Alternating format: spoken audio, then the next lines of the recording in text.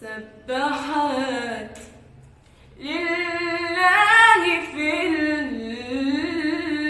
العرش طيور ترسل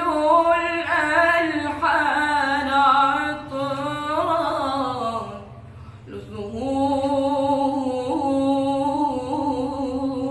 للزهور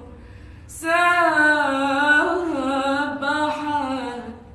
لله في العرش طيور ترسل الألحان عطرا